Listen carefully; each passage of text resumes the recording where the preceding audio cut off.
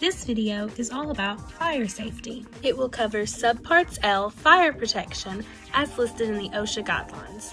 The fire triangle, tops of fire extinguishers, fire extinguisher locations, mounting and labeling, fixed fire extinguisher systems, and advanced fixed fire extinguisher systems. OSHA Subpart L fire protection is separated into 4 major categories: fire protection, portable fire suppression equipment, fixed fire suppression equipment, and other fire protection systems. The fire triangle is represented by a tetrahedron due to the 4 elements that must be present for a fire to exist. There must be oxygen to sustain combustion, heat to raise the material to its ignition temperature, fuel to support the combustion, and a chemical reaction between the other 3 elements. The concept of fire protection is based upon keeping these 4 elements separate. Remove any one of the 4 elements to extinguish the fire. OSHA recognizes 5 types of fires. These are Class A fire, solid materials, Class B fire, liquids, Class C fire, gas, Class D fire, combustible metal, and Class E fires, electrical materials.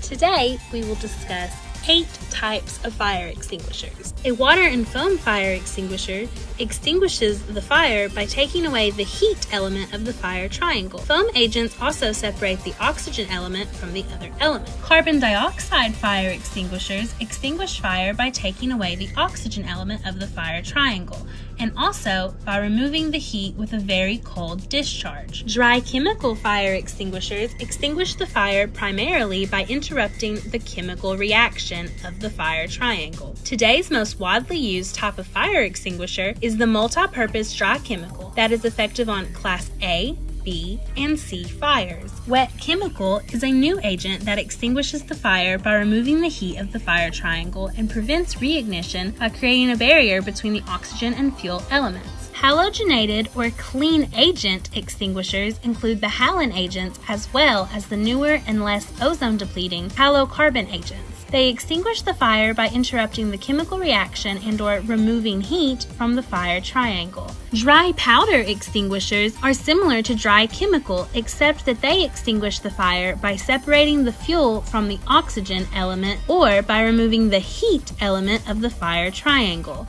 Water mist extinguishers are a recent development that extinguish the fire by taking away the heat element of the fire triangle. They are an alternative to the clean agent extinguishers where contamination is a concern. Cartridge-operated dry chemical fire extinguishers extinguish the fire primarily by interrupting the chemical reaction of the fire triangle. It is important to use the correct extinguisher for the type of fuel. Using the incorrect agent can allow the fire to reignite after appearing to be extinguished successfully.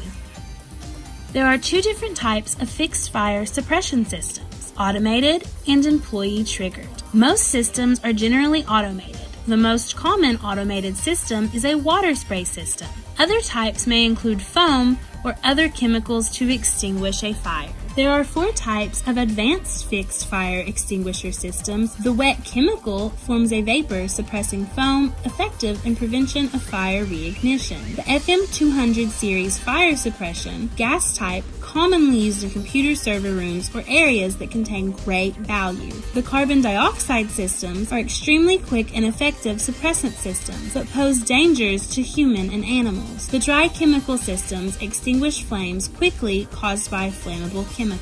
There is more to fire safety than simply knowing what type of fire extinguisher to use. Fire extinguisher locations, mounting, and labeling are just as important. OSHA requires fire extinguishers to be mounted every 30 to 50 feet, depending on facility or fire class. Fire extinguishers cannot extend more than 4 inches into walkways. Fire extinguishers are mounted between 3.5 to 5 feet above the floor. All fire extinguishers must have signs above them to identify their location.